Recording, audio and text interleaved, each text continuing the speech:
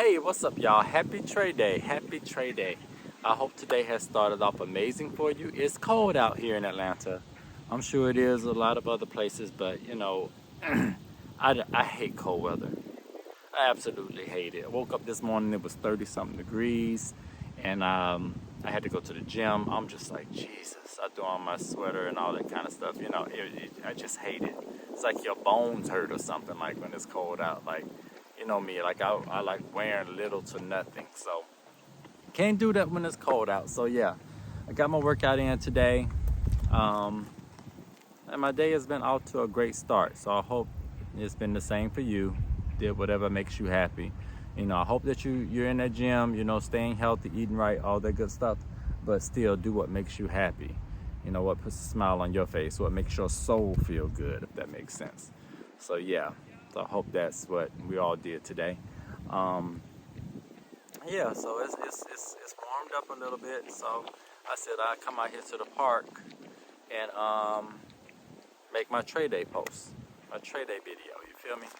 And I've been wondering, well, first, thank you again for all of you who have subscribed, liked, shared, commented, maybe shared some suggestions with me, and just all the love that you all have always given me. Thank you so much. It's greatly appreciated, and yeah, just know that it does not go unnoticed. So thank you again. But I was, every week I'm like, what do I talk about this week? It's like, I'm trying to open up more and keep growing. So it's like, what do I talk about that would maybe inspire someone or help someone through something that they may be going through, that I've been through, or still going through currently. Like, what can I talk about? And I wanted to talk about my experience thus, so far being a father, the process, talk about a little bit about the process, how did we decide to do this, and just, share some of the struggles that we've dealt with thus far in this process since Halo was born. So, yeah. So I don't know if you watch Soul for Soul, Soul to Soul on I Elevate Plus TV, but it's a talk show with Pastor Sammy, and we discussed my experience, my how I felt being a father on that show during our episode, and I said something that was dear to me. Like, I was scared to share it at one point, but I wanted to share it so that people can understand, how I felt as a man, that some other men may go through, not all, but something that I went through. And that was me saying that I didn't have that connection with Halo at first when she was first born. But let's back up some. So we decided, me and Jasmine, she used to come up to the daiquiri factory on West Peachtree, and just sit there. I used to bartend up there. She used to just come up there and order like a small pina colada daiquiri. She would just sit there, by herself and just chill. And just, watch me pretty much. Creepy, a little creepy, but she was a sweet young lady. So she did this for some time, maybe a few months or something like that. And then one day she actually came up to me and she introduced herself. And she said, hello, my name is Jasmine. And she said something about me being her future baby daddy. So of course it was funny to me. I used to hear it all the time, being at the bar, women come up there, oh my gosh, you're gorgeous, you're this, you're that. And they say how they want you to be the father of their child. And most of them wanted you to just donate your seed, and, they go on from there. So when Jasmine said it, I laughed it off. And I was like, okay. But we exchanged information and we stayed in contact.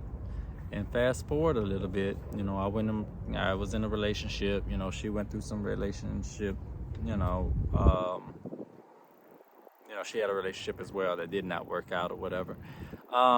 And one day she hit me up after, I went through my breakup and started rebuilding, my life or whatever from ground up. And she was like, we need to talk. I was like, okay, is it about what I think it is? And she said yes. And it's so funny that she did that at that point because I had started feeling that, like I was ready. Like we were waiting on that perfect time to come about, but that time never came. It was not coming. It's like once you feel like it's right, something happens. Something's always coming up that makes you feel like the timing is not right. So, but with, you want your parents to be a part of the process. You want grandparents to be a part of it. My grandmother passed away. So it was like, okay, we're waiting, but while we're waiting, life still goes on. You know what I mean? So we met at Fresh to Order here in Atlanta on what is that, 7th and Peachtree, I believe it is. And we talked it out. Like, she was like she was ready. She had looked up information about how the process works with the woman, like like what happens, like you have to know the ovulation dates and all that type of stuff that I wouldn't look up. Like she knew all the information. I was just tell me what I need to do. You know what I'm saying? So moving forward, we did a contract, and we were like, this is what we put everything in there about the last name, the first name, who has, I said she would have my last name, she would have the rights to the first name. Like we put everything in there about child support, we're co-parenting, all of that. I wanted all my rights. I was not just donating my sperm, I wanted to be a father, but she would be like the primary caregiver, because we're not together, so we're not going to live together. So, that was our agreement. So we did that. We had it notarized, but that's when she was involved with someone else. But as time progressed, we were like, we don't need a contract. We were like, we want all hands on board, and we will figure this thing out together. You know what I mean? So that's what we did. So the contract is basically like we have it as a reference point, to see what we agreed upon, basically. And moving forward, we started the process. And we did it ourselves, by the way. We were like, we were going to, the cup and the turkey baster thing, all that kind of stuff. I ain't gonna get too much of detail about that, but she had this device that you use, after I give her my seed and insert it and stuff after she's ovulating and all that kind of stuff. So we tried for some time and it was not working. So I went and got my sperm count checked, and she got her eggs checked. Everything was fine. It just so happened that we were missing the dates. The dates were not right because we used one of those home kits. So once she found out her actual ovulation dates from the doctor, it was like the first time. So when we found out we were pregnant, not too long after that, it was like, oh my gosh, like, wow, this was amazing. Like, oh, our lives are about to change and all the good stuff. So she didn't have a good pregnancy. Like everything was, Lord, like she went through a lot. Like with her body, women go through a lot of emotional changes. The bodies change, and it's a lot for a woman. And then after they give birth, it's like they have to relearn themselves. You know what I mean? Because their bodies have gone through like this traumatic, a body grew inside of them. Now it has to readjust. So it's like I learned so much about a woman. But let me back up a little bit. It was not working for a while with us trying to get pregnant, so we said that we would try the regular way. And let's just say, I never actually penetrated a woman. So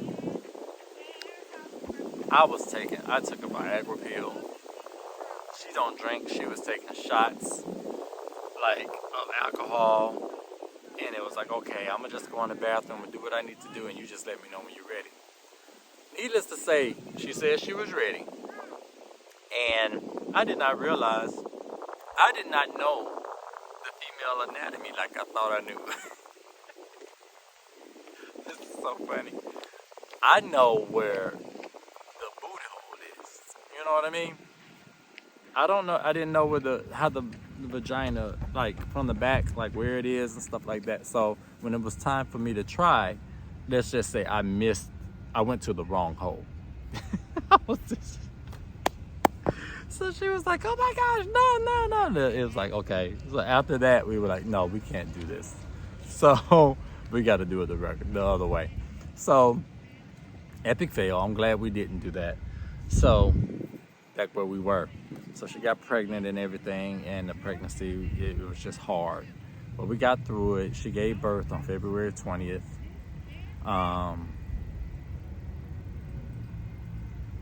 And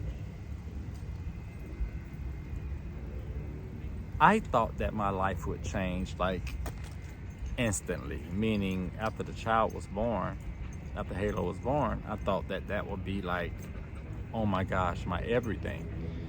And she is, but it was like I expected the connection to be like so deep, like the way she talked about her and stuff. I didn't feel that way. Like I was like, I have a daughter, but it didn't feel like deep down in my soul, like this is my daughter, like this is my everything.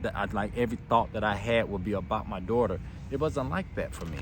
So it made me feel weird. I was like, why don't I feel nothing? It was kind of, for me, it was like learning, it was like a new relationship. Meeting somebody, and then getting to know them type situation. That's what it felt like to me. And over time, that has changed. But it just made me think about, like, it's just the way that my father felt. Because my father was not that present in our lives growing up.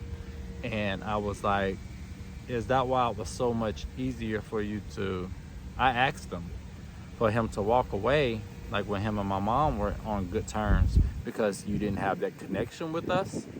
And he said yes. That's exactly why. Like, as a man, some men, don't have that. It's not all, but some men don't have that immediate connection. And like a woman does, because a woman is going through all these changes. The baby's growing inside of them. They feel them kicking and all of that. Like they have this like connection, deep connection. And that's what I wanted. But I didn't feel that. So I felt like something was wrong with me. I was going to seek counseling and all of that. But as time went on, like I say, it's like a new relationship for me. I had to like get to know my daughter. And it slowly just grew and grew and grew. Like, I'm like, wow, she is amazing. Then you start seeing these features of yourself. Start seeing her do certain things that your mom has told you used to do as a child. Now she's talking, and like, it's just, and to hear her say dada, like, it just puts a smile on your face. Like, it warms your heart. Like, it's everything. And then back to Jasmine, like, it wasn't smooth sailing for us. Like, it takes work, even though we're not together, like, romantically, like, that's the mother of my child. So it's like for life.